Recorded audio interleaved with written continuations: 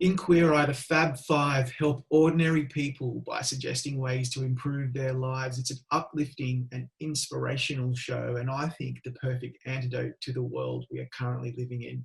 I'm Rob Licuria, Senior Editor at Gold Debbie. I'm here with Director Hisham Abed, who just received his second consecutive Emmy nomination for Best Reality Directing, having won last year. So first of all, Hisham, congratulations on your second Emmy nomination.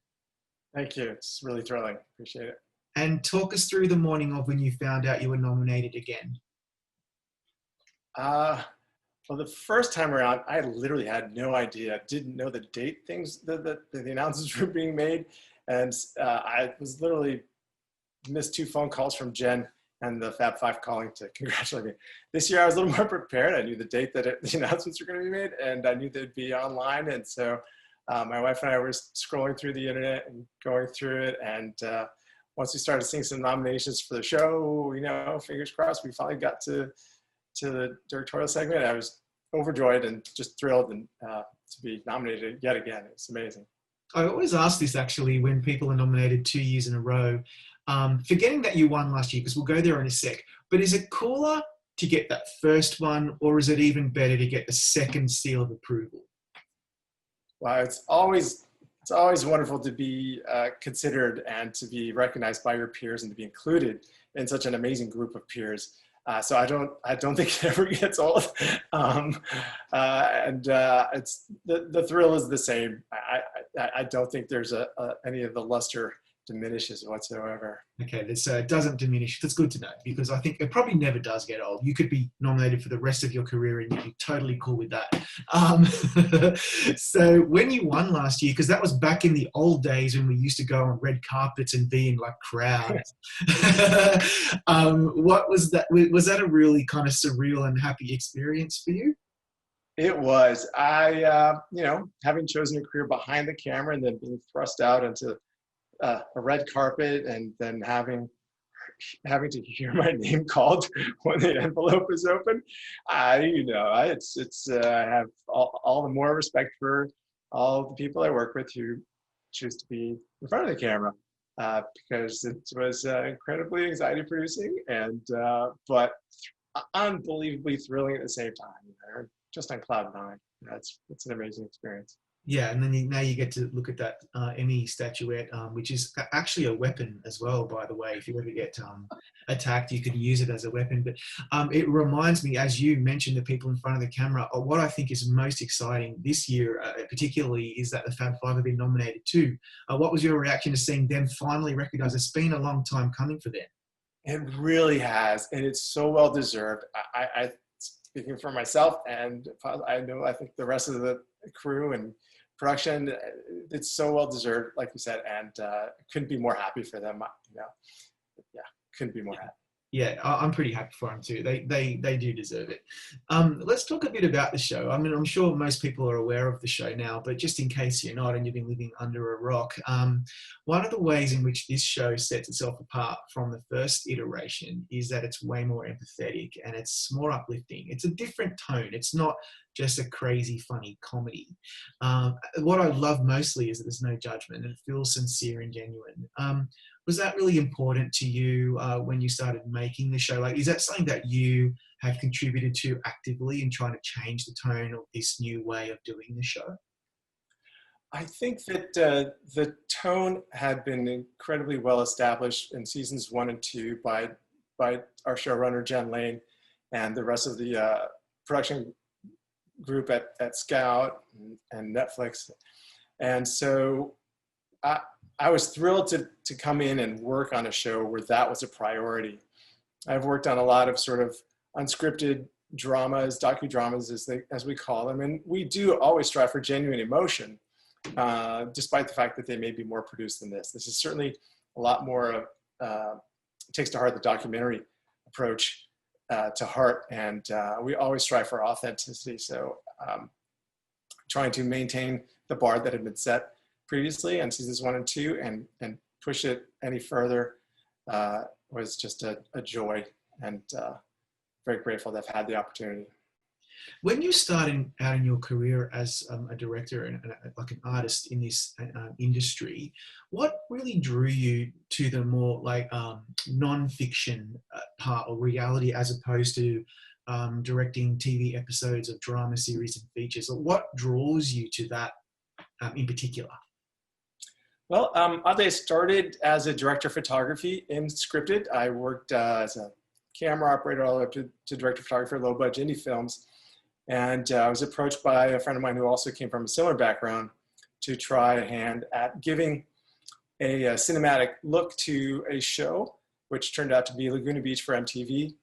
And so it's a real challenge, and it's really, and it became an interesting hybrid of sort of very not really produced circumstances. Again, as I mentioned a minute ago, we always strive for authentic emotions and just trying to impose what is normally very massive infrastructure when you're creating a scripted film into something that's a documentary size. It was really challenging, but it proved to be appealing, and it was a hit. And it kind of kept me in that genre for quite some time. It continued on to The Hills, another MTV show. And I've sort of been in the genre ever since, really. I've done a few scripted shows as a director of photography, which I do from time to time, although most of my career now is focused on directing and directing for reality. Yeah, and what really fascinates me is that most people are aware that the reality genre is to a certain extent planned out or scripted, and it's pieced together in a certain way. But I can imagine that you're dealing with real life, and so a lot of things are going to hit you at the last second, and you're going to go on different trajectories that you probably weren't expecting, which is something you probably don't necessarily get on the traditionally scripted side. And I'm just wondering, is that really quite challenging, and how the hell do you navigate that every episode? Yeah, that's a great question, Rob. It is. You kind of have to have a plan A, B, and C, in mind, and it really keeps you on your toes. It's so important to communicate all the possibilities and emotional moments that one might expect to come out of any given moment that we're about to film. And I, and my job is to sort of corral and inspire the rest of the crew, from the technical side, what to look for, what to listen for, so that we're all in sync together, so that when these moments start to percolate, we're all paying attention behind the scenes, and, we're all on walkie-talkie, nonstop, and I'm talking and directing them into, position to get the best angles for all these emotional moments, and just trying to tell the best story and get the right pieces so that it all strings together really well in the edit and translates to the viewer. What's a really good example of where you did a lot of planning and prep, and then something happened with a hero or one of the Fab Five where you just weren't expecting it, but you were able to capture something really unique and special? That's a great question. I would say there was an episode in Japan that we did. Yeah. That one of the gentlemen, his name is it? I'm going to look it up while you're talking. I'm trying to remember his name. But in any case, we really need to have him have a one-on-one, I believe it was with Tan. And it was after, Tan's normal routine of trying on clothes and connecting with our hero. And we had to hustle for sort of a private place and having a private moment that wasn't in a store. And boy, within a matter of probably 15 minutes, we managed to talk to somebody in a coffee shop, which is incredibly difficult in Japan because of the culture. Yeah. In the United States, it's a lot easier because they think, oh, great, a hit TV show wants to, come and use my place for a background and an environment to film a scene, and great. Their priority is their customers, but it just by a miracle we happened to hit the right time, the right people, and had an incredibly moving heart-to-heart between Tan and this hero, and we just really made it work. And because we're always listening for the right moments, we have to be prepared to accommodate them, and that's really what the show's about. I think the Fab Five do it themselves. It's about listening. It's about supporting the hero through their journey, and then and helping them through it, and creating a safe space for that to happen in.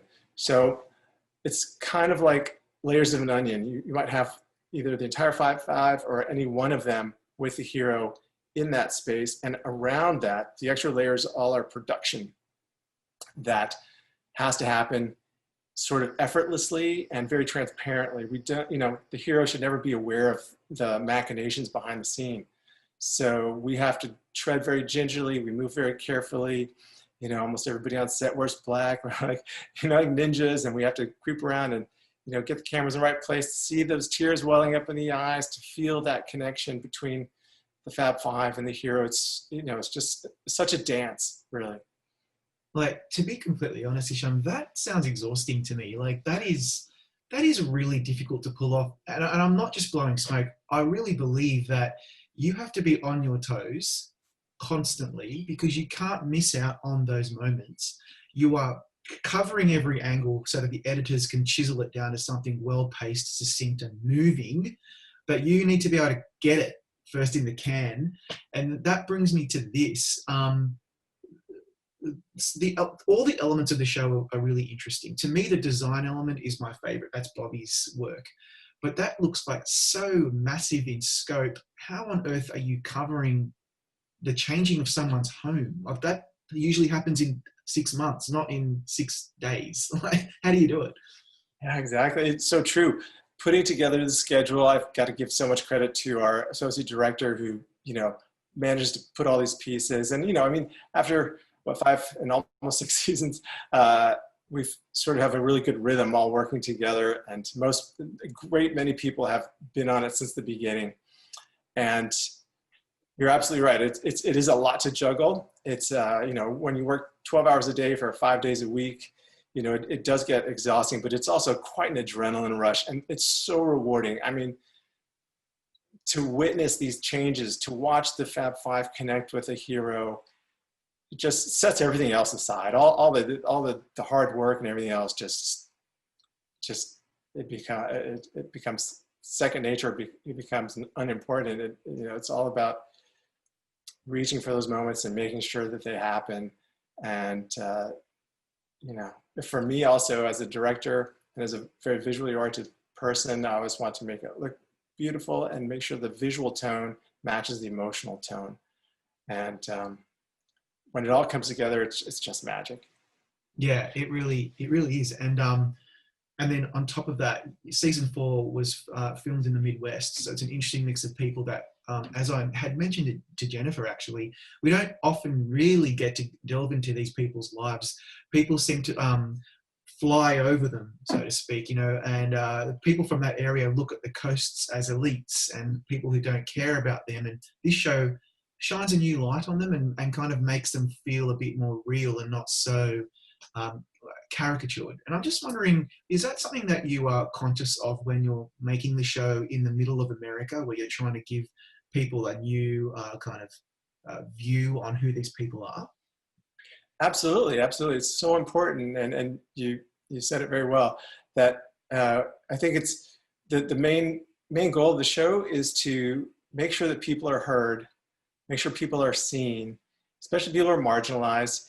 And that tension that currently exists in the political climate, I think that people are reacting the way they do because they don't feel seen or heard. And that's just one aspect of our current life. That's the political aspect. Beyond that, there are people who are marginalized for one reason or another. Race, class, economic condition, ability, disability, so many reasons. And as long as, everybody's story is unique, and it's so important to listen and be heard without judgment. And I think that's the goal of the show, and that's what we strive for. Yeah, I think that's what most of us take away from it. And it brings me to this. Are you heartened by the way that audiences respond to the show's message amidst all this turmoil with the pandemic and the social and political upheaval? I mean, we're all dealing with a lot of really challenging stuff. A show like this, to me, is like a nice break from the nightmare around us, where we can just kind of come together and appreciate other people. And it seems that people are really responding to it. What are your thoughts on how people seem to really love the show? Yeah, I think, Uh, I agree with that. That's exactly what happens, and that, you know, it's an examination, if you want to go there, examination of the existential human condition. In basic terms, that's just who we are, how we are as humans, and to be recognized, be seen, be heard is a universal. And I think by telling these stories of these people, we hope to achieve something that is transcendent and that speaks to everybody. When you see some growth in one of our heroes, a transformation, I think it speaks to any individual who might be watching. You know, we all go through growth, we all go through pain, and it is a universal. So that I think if we see that it's possible in somebody else, either that acceptance, that love, that empathy, it's something that all people crave and all people deserve. So I think that's what's recognized. Absolutely. I know with season 5 that you had to move on to another really interesting show that deals with people and their lives, Encore. And then thankfully you got to come back then for the following season at Queer Eye. And then it appears that something got in the way, something very big called a pandemic seemed to have gotten in the way of production. Do you know anything more about when the show may return, especially given how the pandemic is currently still pretty much a huge problem in the US? Yeah, I honestly, I don't think anybody can really say with any degree of certainty when we can come back or even how, given all the precautions that any one person needs to take to protect themselves in this environment, which is a real shame because so much of the show depends on this very close interpersonal connection. And it's going to be interesting for all of us to learn what that's going to look like and how we can pull it off. Yeah, I think it's going to be really tough to watch Queer Eye without any hugging. Like you can't. How can you possibly have this show without hugging? So there'll be a lot of elbows, which is just not quite the same. So we just have to wait and see. Yeah, we do. Everybody go to Gold Derby, make your predictions, click subscribe, and watch all of our great contender chats, just like this one with Hisham. And Hisham, thank you so much for your time today. Good luck at the Emmys this year. Thank you, Rob. Thank you for your time.